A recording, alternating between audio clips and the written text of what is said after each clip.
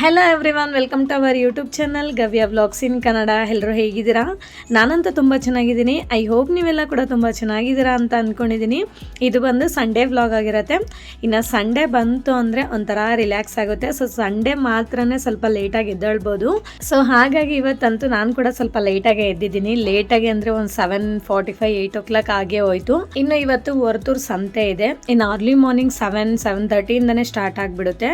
ಇನ್ನು ಸೊ ಹಾಗಾಗಿ ನಮ್ಮ ಹಸ್ಬೆಂಡು ಗಮ್ಯ ಇಬ್ಬರು ಕೂಡ ಬೆಳಗ್ಗೆನೇ ಹೋಗಿದ್ದಾರೆ ಸಂತೆಗೆ. ಅಂದರೆ ಫ್ರೆಶ್ ಆಗಿರುತ್ತಲ್ಲ ತರಕಾರಿ ಎಲ್ಲ ಬೆಳಗ್ಗೆ ಟೈಮೇ. ಸೊ ನಾವು ಬೆಳಗ್ಗೆ ಟೈಮೇ ತಂದ್ಕೊತೀವಿ.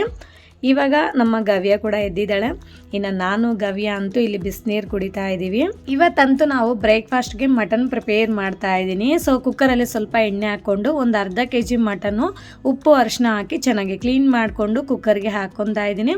ಇದಕ್ಕೆ ಸ್ವಲ್ಪ ಸಾಲ್ಟು, ಒಂದು ಚಿಟಿಕೆ ಅಷ್ಟು ಅರಿಶಿನ ಪುಡಿ, ಒಂದು ಅರ್ಧ ಟೀ ಸ್ಪೂನ್ ಅಷ್ಟು ಶುಂಠಿ ಬೆಳ್ಳುಳ್ಳಿ ಪೇಸ್ಟ್ ಹಾಕ್ಕೊಂಡು ಐ ಫ್ಲೇಮಲ್ಲಿ ಒಂದು 2 to 3 minutes ಚೆನ್ನಾಗಿ ಫ್ರೈ ಮಾಡಿಕೊಂಡು ಆಮೇಲೆ ಒಂದು ಚಿಕ್ಕ ಗ್ಲಾಸಲ್ಲಿ ನೀರನ್ನು ಹಾಕ್ಕೊಂಡು ಲಿಡ್ನ ಕ್ಲೋಸ್ ಮಾಡಿ ವಿಷಲ್ ಇಟ್ಟು ಒಂದು 5-6 ವಿಷಲ್ ಕೂಗಿಸ್ಕೊತೀನಿ. ಇನ್ನು ಈ ಮಟನ್ ಕರಿಗೆ ಕಾಂಬಿನೇಷನ್ ಬಂದು ದೋಸೆ ಪ್ರಿಪೇರ್ ಮಾಡ್ತಿದ್ದೀನಿ. ನಿನ್ನೆ ನೈಟ್ ದೋಸೆ ಬ್ಯಾಟರ್ ಎಲ್ಲ ಪ್ರಿಪೇರ್ ಮಾಡಿಟ್ಟಿದ್ದೆ. ತುಂಬ ಚೆನ್ನಾಗಿ ಪರ್ಮೆಂಟೇಷನ್ ಆಗಿದೆ ನೋಡಿ. ರಿಯಲಿ ಅಂದರೆ ಎಷ್ಟು ಚೆನ್ನಾಗಾಗಿದೆ ಅಂದರೆ ಅಷ್ಟು ಚೆನ್ನಾಗಾಗಿದೆ. ಸೊ ನಾನು ಏನೆಲ್ಲ ಹಾಕಿದ್ದೀನಿ ಅಂತ ಹೇಳ್ತೀನಿ.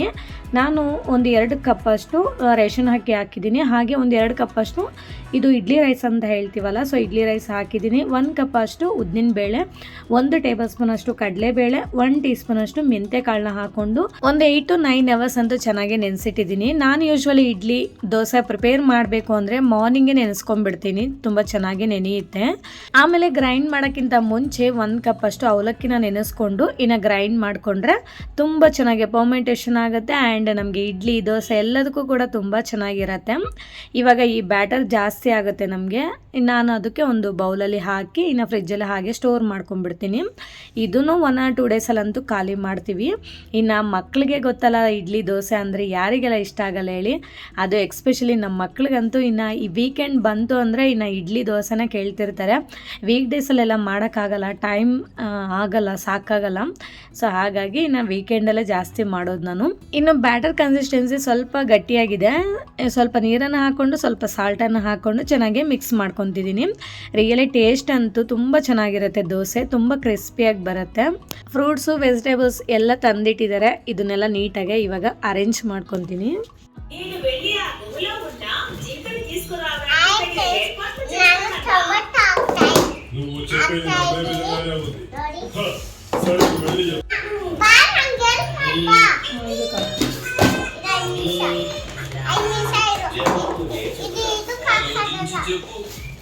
ನೋಡಿ ಫ್ರೆಂಡ್ಸ್, ನನ್ನ ಮಕ್ಳು ಇಬ್ಬರು ನಮ್ಮ ಮಕ್ಳು ಎಷ್ಟು ಚೆನ್ನಾಗಿ ಹೆಲ್ಪ್ ಮಾಡ್ತಿದ್ದಾರೆ.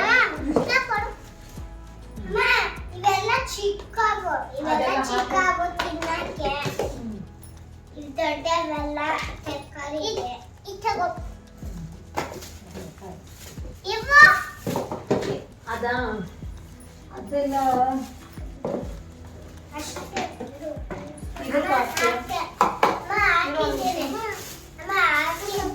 ಫುಲ್ ಹಾಕಮ್ಮ, ಇಡ್ಲಿ ಎಲ್ಲ ಫುಲ್ ಮಿಕ್ಸ್ ಮಾಡ್ಬಿಡು. ಆಮೇಲೆ ಮತ್ತೆ ನೀಟಾಗಿ ಎತ್ತಿಟ್ಕೊಳ್ಳೋಣ. ಇದು ಆಮ್ಲಾ, ಗೂಸ್ಬೆರಿ, ಅದನ್ನೆಲ್ಲ ಅದಕ್ಕೆ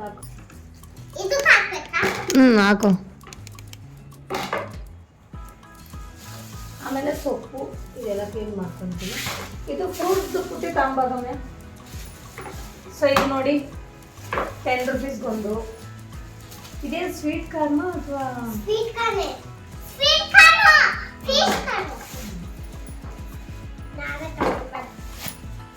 ನೆಕ್ಸ್ಟು ಫ್ರೂಟ್ಸ್ ಎಲ್ಲ ಪುಟ್ಟಿ ತಾಂಬಾಗ.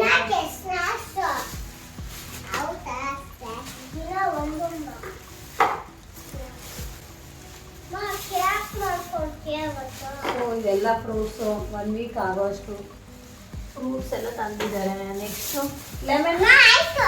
ಲೆಮನ್ ಇದ್ರಲ್ಲ ಕುಡಿ.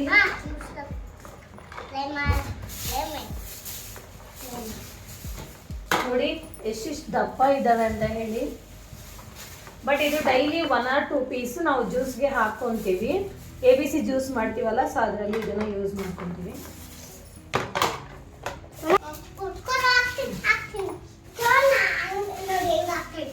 ಆಯ್ತು ಡೋಂಟ್ ಫೈಟ್ ಓಕೆ. ಅದು ಹಂಗೆ ಇರಲಿ, ಫ್ರೂಟ್ಸ್ ಮಾತ್ರ ಇದು ಪಾಪ.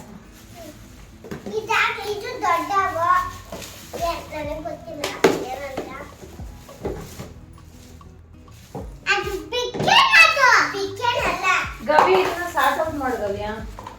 ಇದೆಲ್ಲ ಆರ್ಸು ಸೈಡಿಗೆ ಎತ್ತಿಡು, ಇದೆಲ್ಲ ಈ ಸೈಡಿಗೆ. ಪಪ್ಪಾಯ ಅಲ್ಲಿ ಕೆಳಗಡೆ ಇಡ್ತೀನಿ. ನಿನ್ ಬೇಡ ಸುಮ್ಮನೆ ಕೆಳಗೆ ಬೇಡ, ನೀನ್ ಬೀಳಿಸ್ತೀಯ. ನಿಧಾನಕ್ಕಿಡು ಓಕೆ.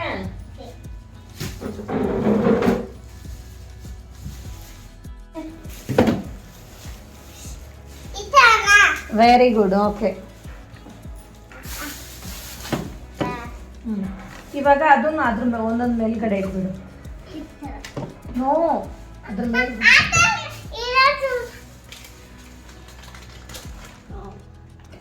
ಹೀಗಿಡು ಮೇಲೆ.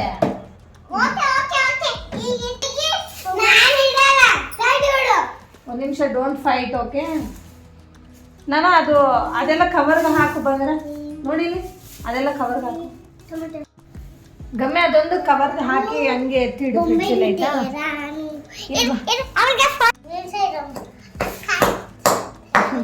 ಇನ್ನು ಸೊಪ್ಪೆಲ್ಲ ತಂದಿದ್ವಲ್ಲ, ಇದನ್ನೆಲ್ಲ ಕೂಡ ನಾನು ಸೋಸ್ಬಿಟ್ಟು ಹಂಗೆ ಫ್ರಿಜ್ಜಲ್ಲಿ ಎತ್ತಿಟ್ಕೊತೀನಿ. ಇನ್ನು ಸಾಂಬಾರು ಮಾಡಬೇಕಾದ್ರೆ ಈಸಿ ಆಗುತ್ತೆ ಅಂತ ಹೇಳಿ ಇಲ್ಲಿ ಕೊತ್ತಂಬರಿ ಸೊಪ್ಪು ಮತ್ತು ಪಾಲಕ್ ಸೊಪ್ಪು ಆ್ಯಂಡ್ ಸಬ್ಬಕ್ಷಿ ಸೊಪ್ಪು ತಂದಿದ್ದಾರೆ. ಸೊ ಇದನ್ನೆಲ್ಲ ಕೂಡ ನೀಟಾಗಿ ಸೋಸ್ಬಿಟ್ಟು ಇಟ್ಕೊತೀನಿ.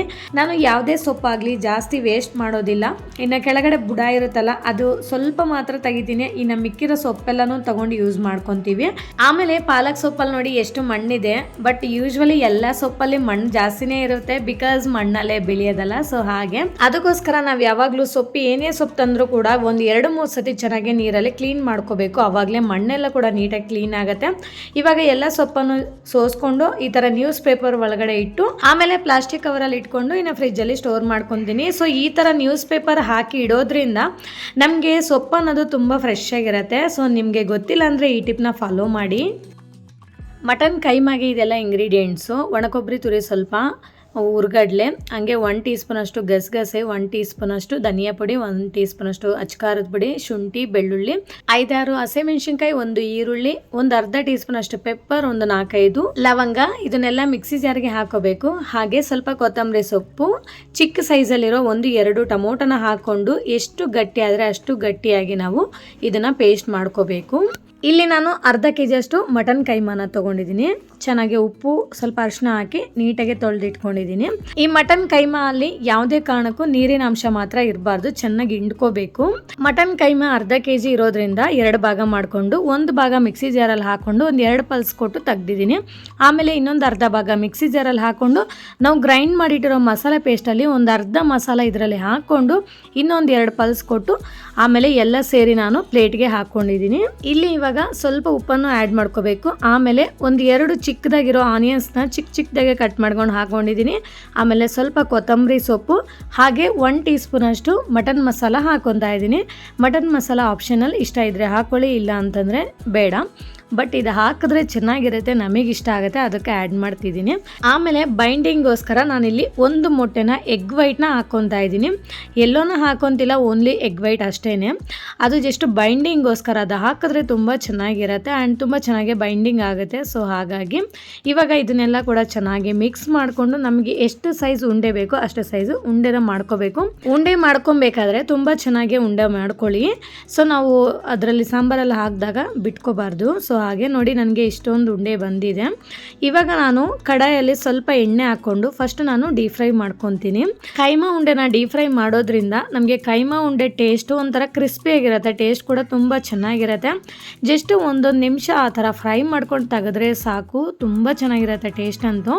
ಸೊ ಸ್ವಲ್ಪ ಜನ ಹಂಗೆ ಸಾಂಬಾರಲ್ಲೇ ಹಾಕ್ಬಿಡ್ತಾರೆ, ಬಟ್ ನನಗೆ ಈ ಥರ ಇಷ್ಟ ಆಗೋದಿಲ್ಲ. ಬಟ್ ಫಸ್ಟ್ ಆಫ್ ಆಲ್ ನನಗೆ ಕೈಮಾ ಸಾರು ಮಾಡೋಕ್ಕೆ ಬರಲ್ಲ, ನಮ್ಮ ಅತ್ತೆ ಈ ಥರ ಮಾಡ್ತಾರೆ, ಅವ್ರನ್ನ ನೋಡೇ ಕಲ್ತಿದ್ದೀನಿ ನಾನು. ಬಟ್ ಈ ಥರ ಮಾಡಿದಾಗ ಟೇಸ್ಟ್ ಅಂತೂ ತುಂಬ ಚೆನ್ನಾಗಿರ್ತಿತ್ತು. ಸೊ ಹಾಗಾಗಿ ನಾನು ಕೂಡ ಇದೇ ಥರನೇ ಮಾಡ್ತಾಯಿದ್ದೀನಿ. ಇವಾಗ ಇನ್ನೊಂದು ಸ್ವಲ್ಪ ದೊಡ್ಡ ಕಡಾಯಿ ತೊಗೊಂಡು ಅದರಲ್ಲಿ ಸ್ವಲ್ಪ ಎಣ್ಣೆ ಹಾಕಿ, ಎಣ್ಣೆ ಬಿಸಿ ಆದಮೇಲೆ ಇಲ್ಲಿ ಒಂದು ದೊಡ್ಡ ಸೈಜಲ್ಲಿರೋ 1 ಆನಿಯನ್ನ ತೊಗೊಂಡು ಉದ್ದುದಕ್ಕೆ ಕಟ್ ಮಾಡ್ಕೊಂಡು ಹಾಕ್ಕೊತಾ ಇದ್ದೀನಿ. ಫಸ್ಟ್ ಇಲ್ಲಿ ಆನಿಯನ್ ಚೆನ್ನಾಗಿ ಫ್ರೈ ಆಗಬೇಕು. ಆನಿಯನ್ ಫ್ರೈ ಆದಮೇಲೆ ಇಲ್ಲಿ ನಾವು ಮಸಾಲೆ ಪೇಸ್ಟ್ ಮಾಡಿ ಇಟ್ಕೊಂಡಿದ್ವಲ್ಲ, ಆ ಮಸಾಲೆ ಪೇಸ್ಟ್ನ ಇದರಲ್ಲಿ ಹಾಕೋಬೇಕು. ಅರ್ಧ ಮಸಾಲೆ ಆಲ್ರೆಡಿ ನಾನು ಕೈಮಾ ಉಂಡೆಗೆ ಹಾಕಿದ್ದೀವಲ್ಲ, ಇನ್ನು ಮಿಕ್ಕಿರೋ ಮಸಾಲೆ ಎಲ್ಲ ಇದರಲ್ಲಿ ಹಾಕ್ಕೊಂಡು ಚೆನ್ನಾಗಿ ಮಿಕ್ಸ್ ಮಾಡ್ಕೋಬೇಕು. ಮಿಕ್ಸ್ ಮಾಡಿಕೊಂಡು ಈ ಮಸಾಲೆಯಲ್ಲಿರೋ ಹಸಿ ವಾಸನೆ ಎಲ್ಲ ಹೋಗಿ ನಮಗೆ ಎಣ್ಣೆ ಬಿಟ್ಕೊಳ್ಳೋ ತನಕ ಚೆನ್ನಾಗಿ ಫ್ರೈ ಮಾಡ್ಕೋಬೇಕು. ಮೀಡಿಯಮ್ ಫ್ಲೇಮಲ್ಲೇ ಚೆನ್ನಾಗಿ ಫ್ರೈ ಮಾಡ್ಕೋಬೇಕು. ಇದಕ್ಕೆ ಸ್ವಲ್ಪ ಸಾಲ್ಟು ಮತ್ತು ಸ್ವಲ್ಪ ಅರಿಶಿನ ಹಾಕ್ಕೊತಾ ಇದ್ದೀನಿ. ಕೈಮಾ ಉಂಡೆಗೆ ಸಾಲ್ಟ್ ಹಾಕಿದ್ದೀವಲ್ಲ, ಸೊ ಇದಕ್ಕೆ ನೋಡ್ಕೊಂಡು ಹಾಕ್ಕೋಬೇಕು. ಇವಾಗ ಈ ಮಸಾಲೆ ಚೆನ್ನಾಗಿ ಫ್ರೈ ಆಗಿ ಆಯಿಲ್ ಬಿಟ್ಕೊತಾ ಇದೆ. ಇವಾಗ ನಾನಿಲ್ಲಿ ನಮ್ಮ ಕನ್ಸಿಸ್ಟೆನ್ಸಿಗೆ ತಕ್ಕಂತೆ ನೀರನ್ನು ಆ್ಯಡ್ ಮಾಡ್ಕೋಬೇಕು. ಸ್ವಲ್ಪ ತೆಳ್ಳಗಿದ್ರೇ ಅದು ಕುದೀತಾ ಇನ್ನು ಗಟ್ಟಿ ಆಗಿಬಿಡತ್ತೆ. ಒಂದು 7-8 ನಿಮಿಷ ಚೆನ್ನಾಗಿ ಕುದಿಸ್ಕೊಂಡು ಆಮೇಲೆ ನಾನಿಲ್ಲಿ ನಾವು ಫ್ರೈ ಮಾಡಿಟ್ಟಿರೋ ಕೈಮಾ ಉಂಡೆನ ಇದರಲ್ಲಿ ಬಿಟ್ಕೋಬೇಕು. ಕೈಮಾ ಉಂಡೆ ಎಲ್ಲ ಹಾಕಾದ್ಮೇಲೆ ಮತ್ತೆ ಲಿಡ್ಡನ್ನು ಕ್ಲೋಸ್ ಮಾಡಿ ಇನ್ನೊಂದು 5-6 ನಿಮಿಷ ಚೆನ್ನಾಗಿ ಕುದಿಸ್ಕೋಬೇಕು. ಫೈನಲಿ ನಮ್ಮ ಕೈಮಾ ಉಂಡೆ ಸಾಂಬಾರಂತೂ ರೆಡಿ ಆಯಿತು. ರಿಯಲಿ ಟೇಸ್ಟ್ ಅಂತೂ ತುಂಬ ಚೆನ್ನಾಗಿತ್ತು. ಬಟ್ ಎಣ್ಣೆ ಜಾಸ್ತಿ ಹಾಕಿಲ್ಲ ಫ್ರೆಂಡ್ಸ್. ಈ ಮಟನ್ ಆಗಿರೋದ್ರಿಂದ ಸ್ವಲ್ಪ ಎಣ್ಣೆ ಬಿಟ್ಕೊಂಡಿದೆ ಅಷ್ಟೇ. ನಾನು ಜಾಸ್ತಿ ಹಾಕೋದಿಲ್ಲ. ಬಟ್ ನಾವು ಯೂಸ್ ಮಾಡೋದು ಕೂಡ ಕೋಕೋನಟ್ ಆಯಿಲೇ. ಕೋಕೋನಟ್ ಆಯಿಲ್ ಸ್ವಲ್ಪ ಜಾಸ್ತಿ ಹಾಕಿದ್ರೂ ಕೂಡ ಏನು ತೊಂದರೆ ಇಲ್ಲ, ಹೆಲ್ತಿಗೆ ಕೂಡ ತುಂಬ ಒಳ್ಳೆಯದು. ಸೊ ಇಷ್ಟೇ ಫ್ರೆಂಡ್ಸ್, ನಮ್ಮ ಕೈಮಾ ಉಂಡೆ ಸಾಂಬಾರಂತೂ ರೆಡಿ ಆಯಿತು. ನೀವು ಒಮ್ಮೆ ಟ್ರೈ ಮಾಡಿ, ಡೆಫಿನೆಟಾಗಿ ನಿಮಗೂ ಕೂಡ ಇಷ್ಟ ಆಗುತ್ತೆ. ಆ್ಯಂಡ್ ಈ ವಿಡಿಯೋ ನಿಮ್ಗೆ ಇಷ್ಟ ಆದರೆ ಪ್ಲೀಸ್ ಒಂದು ಲೈಕ್ ಮಾಡಿ, ಶೇರ್ ಮಾಡಿ, ವಿಡಿಯೋ ಹೇಗಿದೆ ಅಂತ ಒಂದು ಕಾಮೆಂಟ್ ಮಾಡಿ. ಆ್ಯಂಡ್ ದಯವಿಟ್ಟು ಸಬ್ಸ್ಕ್ರೈಬ್ ಮಾಡ್ಕೊಳ್ಳೋದನ್ನು ಮಾತ್ರ ಮರಿಬೇಡಿ. Okay, thank you for watching. See you in the next vlog. Okay, bye, take care.